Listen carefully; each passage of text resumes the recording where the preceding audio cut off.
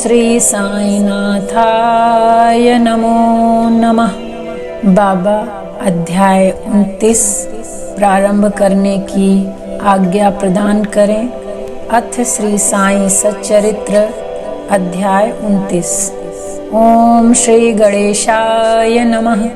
ओम श्री सरस्वते नमः। ओम श्री गुरुवे नमः। ओम श्री कुलदेवी देवताभ्यो नमः। ओम श्री सीतारामचंद्राभ्यां नमः। ओम श्री साई श्री दक्षिणामूर्तये नमः। प्रिय भक्तों, इस अध्याय में हम मद्रासी भजनी मेला, तेंदुलकर पिता और पुत्र की कथा, डॉक्टर कैप्टन हाटे तथा वामन नार्वेकर आदि की कथाओं का विस्तृत श्रवण करेंगे। ओम श्री साई परमात्मने नमः। लगभग सन 1916 की बात है। एक मद्रासी भजन मंडली पवित्र काशी की तीर्थ यात्रा पर निकली। उस मंडली में एक पुरुष, उनकी स्त्री, उनकी पुत्री, उनकी साली थी।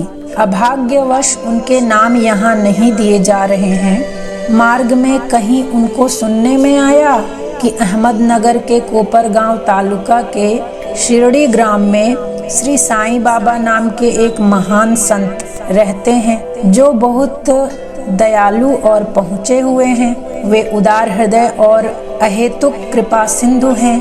वे प्रतिदिन अपने भक्तों को रुपया बांटा करते हैं। यदि कोई कलाकार वहां जाकर अपनी कला का प्रदर्शन करता है तो उसे भी पुरस्कार मिलता है।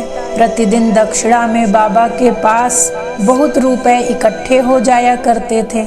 इन रुपयों में से वे नित्य 1 रुपया भक्त कोंडा जी की 3 वर्षीय कन्या अमनी को तथा किसी को 2 रुपए से 5 रुपए तक, 6 रुपए अमनी की माँ जमली को और 10 से 20 रुपए तक और कभी कभी 50 रुपए भी अपनी इच्छानुसार अन्य भक्तों को भी दिया करते थे।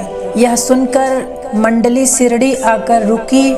मंडली बहुत सुंदर भजन और गायन किया करती थी, परंतु उनका भीतरी ध्येय तो द्रव्योपार्जन ही था। मंडली में 3 व्यक्ति तो बड़े ही लालची किस्म के थे।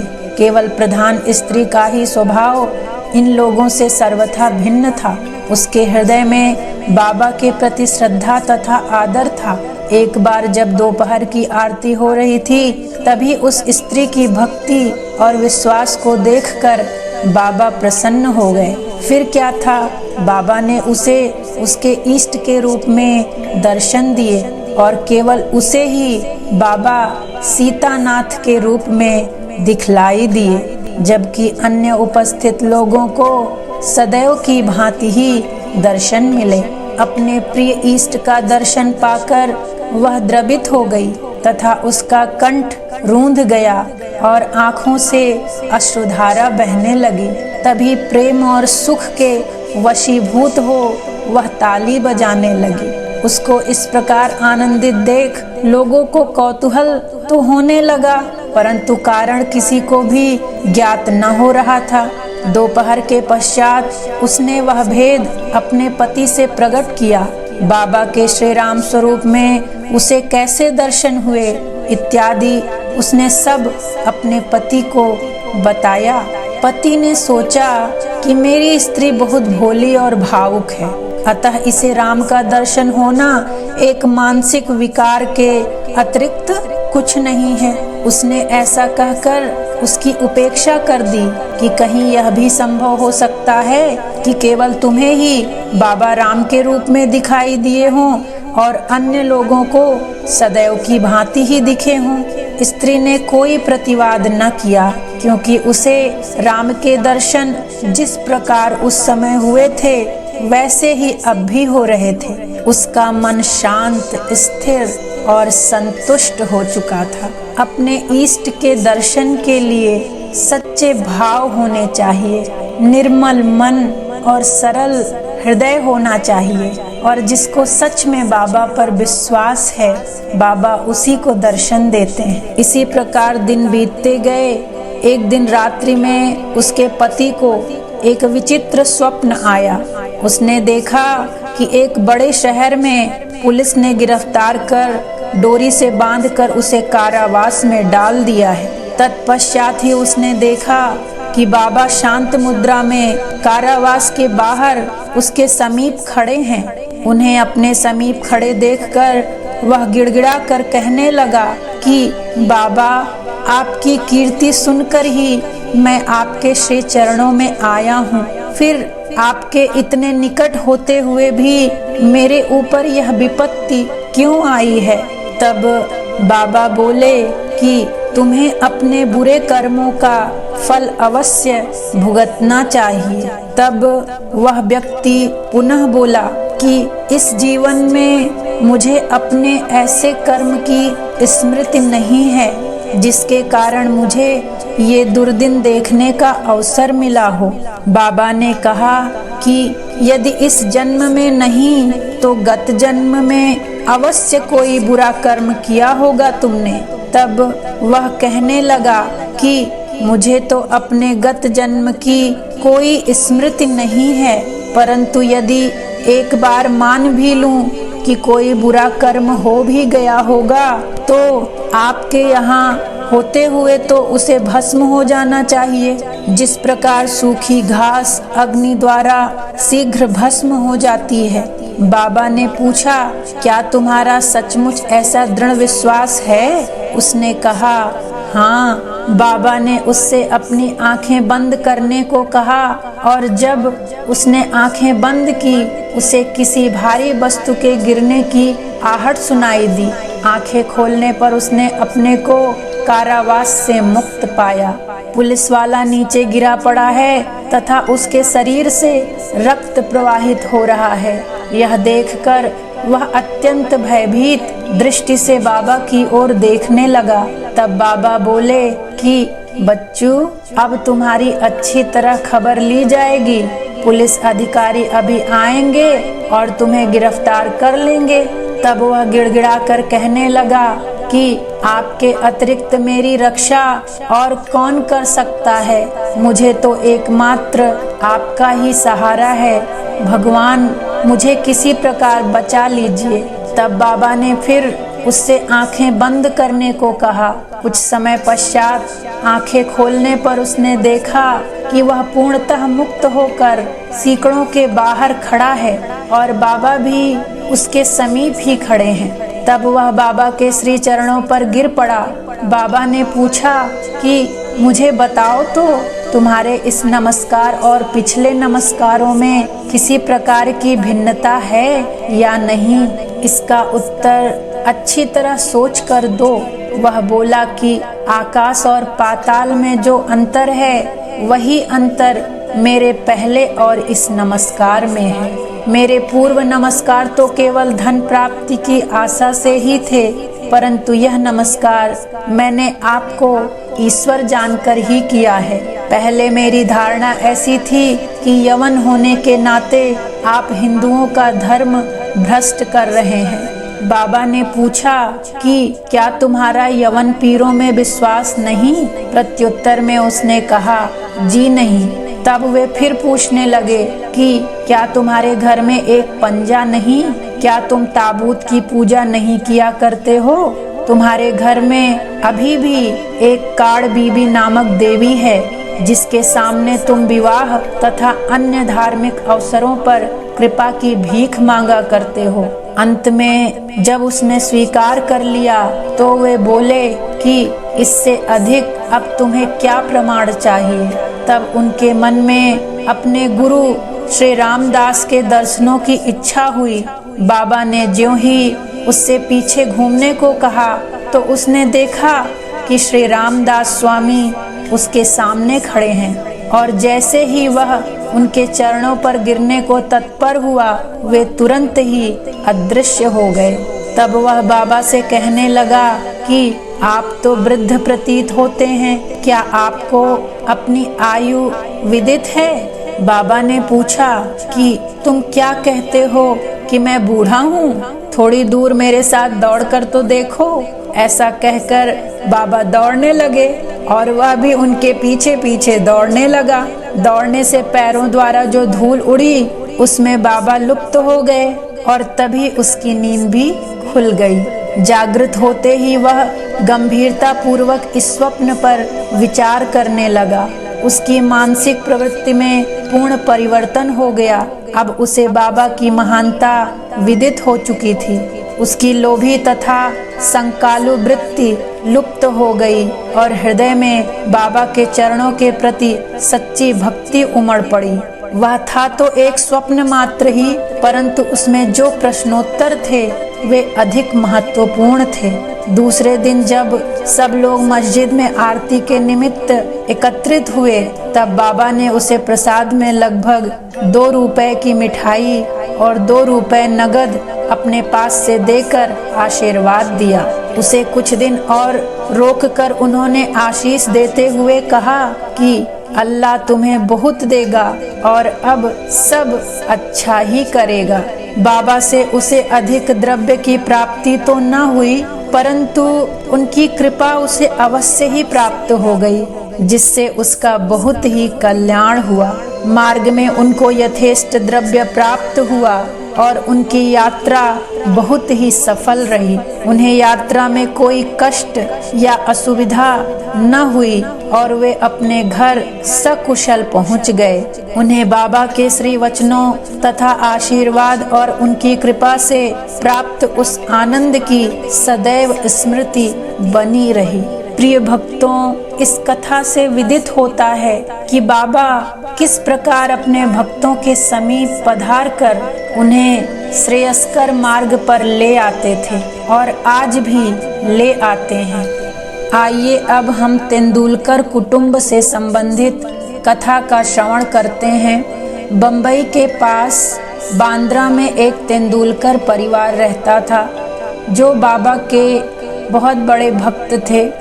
श्रीयुत रघुनाथ राव तेंदुलकर ने मराठी भाषा में श्रीनाथ भजनमाला नामक एक पुस्तक लिखी है, जिसमें लगभग 800 अभंग और पदों का समावेश तथा बाबा की लीलाओं का मधुर वर्णन है। यह बाबा के भक्तों के पढ़ने योग्य पुस्तक है। उनका ज्येष्ठ पुत्र बाबू डॉक्टरी परीक्षा में बैठने के लिए अनवरत अभ्यास कर रहा था। उसने कई ज्योतिषियों को अपनी जन्म कुंडली दिखाई, परंतु सभी ने बतलाया कि इस वर्ष उसके ग्रह उत्तम नहीं हैं, किंतु अगले वर्ष परीक्षा में बैठने से उसे अवश्य सफलता प्राप्त होगी। इससे उसे बड़ी निराशा हुई और वह अशांत हो गया। थोड़े दिनों के पश्चात उसकी माँ शिरडी गई और उसने वहाँ बाबा के दर्शन किए। अन्य बातों के साथ उसने अपने पुत्र की निराशा तथा अशांति की बात भी बाबा से कही। उनके पुत्र को कुछ दिनों के पश्चात ही परीक्षा में बैठना था।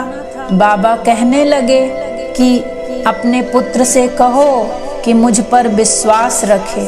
सब भविष्य कथन तथा ज्योतिषियों द्वारा बनाई कुंडलियों को एक कोने में फेंक दे और अपना अभ्यास क्रम चालू रखकर शांत चित्त से परीक्षा में बैठे। वह अवश्य ही इस वर्ष उत्तीर्ण हो जाएगा। उससे कहना कि निराश होने की कोई बात नहीं है। माँ ने घर आकर बाबा का संदेश पुत्र को सुना दिया। उसने घोर परिश्रम किया और परीक्षा में बैठ गया। सब पर्चों के जवाब बहुत अच्छे लिखे थे, परंतु फिर भी संशयग्रस्त होकर उसने सोचा कि संभव है कि उत्तीर्ण होने योग्य अंक मुझे प्राप्त न हो सके। इसलिए उसने मौखिक परीक्षा में बैठने का विचार त्याग दिया। परीक्षक तो उसके पीछे ही लगा था। उसने एक विद्यार्थी द्वारा सूचना भेजी कि उसे लिखित परीक्षा में तो उत्तीर्ण होने लायक अंक प्राप्त हैं, अब उसे मौखिक परीक्षा में अवश्य ही बैठना चाहिए। इस प्रकार प्रोत्साहन पाकर वह उसमें भी बैठ गया तथा दोनों परीक्षाओं में उत्तीर्ण हो गया। उस वर्ष उसकी ग्रह दशा विपरीत होते हुए भी बाबा की कृपा से उसने सफलता पाई। प्रिय भक्तों, यहाँ केवल इतनी ही बात ध्यान देने योग्य है कि कष्ट और संशय की उत्पत्ति अंत में दृढ़ विश्वास में परिणत हो जाती है। जैसे भी हो, परीक्षा तो होती ही है, परंतु यदि हम बाबा पर दृढ़ विश्वास और श्रद्धा रखकर प्रयत्न करते रहें, कोई भी कैसी भी परीक्षा हो, सफलता अवश्य ही प्राप्त होगी। अपने भगवान पर विश्वास रखें, अपने कर्म पर विश्वास रखें और सद्कर्म करें। हर परिस्थिति में एक अच्छी सोच के साथ आगे बढ़ते रहें। सकारात्मक होकर उस परीक्षा को पास कर जाएंगे आप। इसी बालक के पिता रघुनाथ राव बम्बई के एक विदेशी व्यवसायी फर्म में नौकरी करते थे। वे बहुत वृद्ध हो चुके थे और अपना कार्य सुचारू रूप से नहीं कर सकते थे, इसलिए वे अब छुट्टी लेकर विश्राम करना चाहते थे। छुट्टी लेने पर भी उनके शारीरिक स्वास्थ्य में कोई विशेष परिवर्तन न हुआ। अब यह आवश्यक था कि सेवानिवृत्ति की पूर्वकालिक छुट्टी ली जाए। एक वृद्ध और विश्वास पात्र नौकर होने के नाते प्रधान मैनेजर ने उन्हें पेंशन देकर सेवानिवृत्त करने का निर्णय लिया। पेंशन कितनी दी जाए, यह प्रश्न विचाराधीन था। उन्हें 150 रुपए मासिक वेतन मिलता था। इस हिसाब से पेंशन हुई 75 रुपए, जो कि उनके कुटुंब के निर्वाह हेतु अपर्याप्त थी। इसलिए वे बड़े चिंतित थे। निर्णय होने के 15 दिन पूर्व ही बाबा ने श्रीमती तेंदुलकर को स्वप्न में दर्शन देकर कहा कि मेरी इच्छा है कि पेंशन 100 रुपए दी जाए, क्या तुम्हें इससे संतोष होगा? श्रीमती तेंदुलकर ने कहा कि बाबा, मुझ दासी से आप क्या पूछते हैं? हमें तो आपके श्री चरणों में पूर्ण विश्वास है। आप जो भी करोगे वो हमारे लिए सर्वथा उचित होगा, और जब आप हैं तो हमें सोचने की आवश्यकता ही क्या है। यद्यपि बाबा ने 100 रुपए कहे थे, परंतु उसे विशेष प्रकरण समझकर 10 रुपए अधिक अर्थात 110 रुपए पेंशन निश्चित हुई। बाबा अपने भक्तों के लिए कितना अपरिमित स्नेह और कितनी चिंता रखते हैं। जय हो बाबा। आइए अब हम कैप्टन हाटे की कथा को सुनते हैं। भक्तों, ये सभी लोग कितने भाग्यशाली थे कि इन्होंने बाबा के उस रूप को पहचाना और उस पर विश्वास रखकर जीवन पर्यंत अपने ईश्वर की कृपा को प्राप्त करते रहे। आज भी हमारे बाबा हमारे पास हैं, हमारा ईश्वर हमारे ही पास है, तो क्यों ना हम भी पूर्ण विश्वास रखकर अपने उस ईश्वर को सब कुछ समर्पित कर दें। अपनी हर चिंता, हर परेशानी और उस पर विश्वास रखकर जीवन में सद्कर्म करते हुए आगे बढ़ें, क्योंकि हमारे लिए चिंता करने के लिए तो वो बैठा ही है। फिर हमें चिंता करने की क्या आवश्यकता है? हमें अपने बाबा का हाथ थामकर अपने कर्म पथ पर निरंतर आगे बढ़ना चाहिए। उनके द्वारा बताए गए मार्गदर्शन पर चलना चाहिए, क्योंकि एक सद्गुरु ही है जो हमें इस भव सागर से जरूर पार करा देगा और हम अपने इस जीवन को सार्थक कर पाएंगे। कैप्टन हाटे, जो कि बीकानेर के निवासी थे और बाबा के परम भक्तों में से एक थे, एक बार स्वप्न में बाबा ने उनसे पूछा कि क्या तुम्हें मेरी विस्मृति हो गई है? श्री हाटे ने उनके श्री चरणों से लिपट कर कहा कि यदि बालक अपनी माँ को भूल जाए तो क्या वह जीवित रह सकता है बाबा? इतना कहकर श्री हाटे शीघ्र बगीचे में जाकर कुछ वल पपड़ी अर्थात सेम तोड़ लाए और एक थाली में सीधा अर्थात सूखी भिक्षा तथा दक्षिणा रखकर बाबा को भेंट करने आए। उसी समय उनकी आंखें खुल गई और उन्हें ऐसा भान हुआ कि यह तो एक स्वप्न था। फिर वे सब वस्तुएं जो उन्होंने स्वप्न में देखी थी बाबा के पास शिरडी भेजने का निश्चय कर लिया। कुछ दिनों के पश्चात वे ग्वालियर आए और वहां से अपने एक मित्र को 12 रुपयों का मनी ऑर्डर भेजकर पत्र में लिख भेजा कि 2 रुपयों में सीधा की सामग्री और बल पपड़ी अर्थात सेम आदि खरीद कर तथा 10 रुपए दक्षिणा स्वरूप साथ में रखकर मेरी ओर से बाबा को भेंट कर देना। उनके मित्र ने शिरडी आकर सब वस्तुएं तो संग्रह कर ली, परंतु बल पपड़ी प्राप्त करने में उन्हें अत्यंत कठिनाई हुई। थोड़ी देर के पश्चात ही उन्होंने एक स्त्री को सिर पर टोकरी रखे सामने से आते देखा। उन्हें यह देखकर अत्यंत आश्चर्य हुआ कि उस टोकरी में सेम के अतिरिक्त कुछ भी न था। तब उन्होंने सेम खरीदकर सब एकत्रित वस्तुएं लेकर मस्जिद में जाकर श्री हाटे की ओर से बाबा को भेंट कर दी। दूसरे दिन श्री निमोड़कर ने उसका नैवेद्य चावल और सेम की सब्जी तैयार कर बाबा को भोजन कराया। सब लोगों को बड़ा विस्मय हुआ कि बाबा ने भोजन में केवल बल पपड़ी अर्थात सेम ही खाई और अन्य वस्तुओं को स्पर्श तक न किया।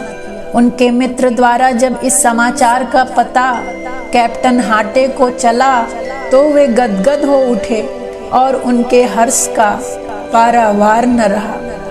पवित्र रुपया। एक अन्य अवसर पर कैप्टन हाटे ने विचार किया कि बाबा के पवित्र कर कमलों द्वारा स्पर्शित 1 रुपया लाकर अपने घर में अवश्य ही रखना चाहिए। अचानक ही उनकी भेंट अपने एक मित्र से हो गई जो शिरडी जा रहे थे। उनके हाथ ही श्री हाटे ने 1 रुपया भेज दिया। शिरडी पहुंचने पर बाबा को यथा योग्य प्रणाम करने के पश्चात उसने दक्षिणा भेंट की, जिसे उन्होंने तुरंत ही अपनी जेब में रख लिया। तत्पश्चात ही उसने कैप्टन हाटे का रुपया भी अर्पण किया, जिसे वे हाथ में लेकर गौर से निहारने लगे। उन्होंने उसका अंकित चित्र ऊपर की ओर कर अंगूठे पर रख खनखनाया और अपने हाथ में लेकर देखने लगे। फिर वे उनके मित्र से कहने लगे कि उदी सहित यह रुपया अपने मित्र को लौटा देना। मुझे उनसे कुछ नहीं चाहिए। उनसे कहना कि वे आनंद पूर्वक रहें। मित्र ने ग्वालियर आकर वह रुपया हाटे को देकर वहाँ जो कुछ हुआ था वह सब उन्हें सुनाया, जिसे सुनकर उन्हें बड़ी प्रसन्नता हुई और उन्होंने अनुभव किया कि बाबा सदैव उत्तम विचारों को प्रोत्साहित करते हैं। उनकी मनोकामना बाबा ने पूर्ण कर दी। श्री वामन नार्वेकर। श्रोतागण अब एक भिन्न कथा का श्रवण करें। एक महाशय जिनका नाम वामन नार्वेकर था, उनकी साई चरणों में प्रगाढ़ प्रीति थी। एक बार वे एक ऐसी मुद्रा लाए जिसकी एक ओर राम लक्ष्मण और सीता तथा दूसरी ओर करबद्ध मुद्रा में मारुति का चित्र अंकित था। उन्होंने यह मुद्रा बाबा को इस अभिप्राय से भेंट की कि वे इसे अपने कर स्पर्श से पवित्र कर उदी सहित लौटा देंगे, परंतु उन्होंने उसे तुरंत अपनी जेब में रख लिया। श्यामा ने वामन राव की इच्छा बताकर उनसे मुद्रा वापस करने का अनुरोध किया। तब बाबा वामन राव के सामने ही कहने लगे कि यह भला उनको क्यों लौटाई जाए, इसे तो हमें अपने पास ही रखना चाहिए। यदि वे इसके बदले में 25 रुपया देना स्वीकार करें तो मैं इसे लौटा दूंगा।